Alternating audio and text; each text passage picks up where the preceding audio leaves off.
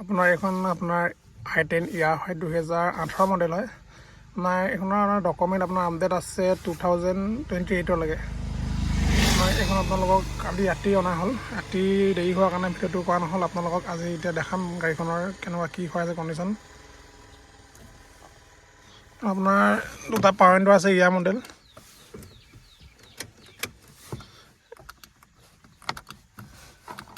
এইটো আপোনাৰ কাম দি আছে চাওক, মিউজিক চিষ্টেম লাগি আছে, এইটো গান ধুনীয়াকৈ বাজে। মই এতিয়া আপোনাৰ বাহিৰৰ ফালৰ পৰা দেখাম অলপ গোটেইখিনি। আপুনি বাহিৰটো চালক, আপোনাক এতিয়া ইঞ্জিনটো খুলি দেখাম। ঐ ললিত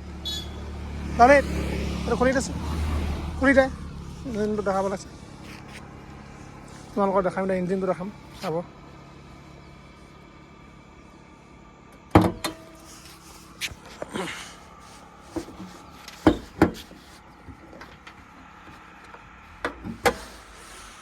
এইটো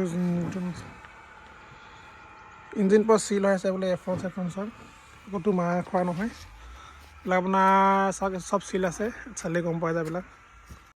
একবাৰ আপোনালোকে গাড়ীখনৰ চাই লওক, এটা ভিউ চাই লওক।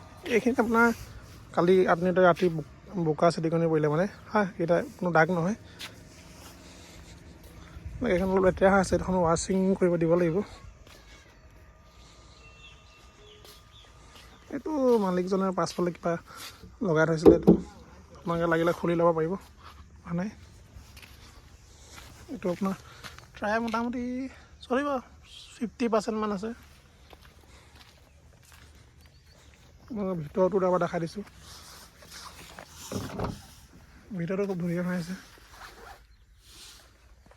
গাড়ীখন আপোনাৰ চলিলে আপোনাৰ 85,000 চলিলে।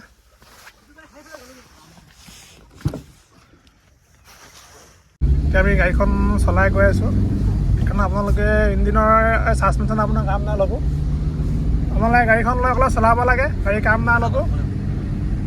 গাড়ীখন এখন আপোনালোকক খুব কম দামতে দিয়া হ'ব। গাড়ীখন এখন আপোনালোকক 90,000 টকাত ইনক্লুডিং ট্ৰেন্সফাৰ থাকিব লগতে। মই ভাল দামতে পাইছে গাড়ী।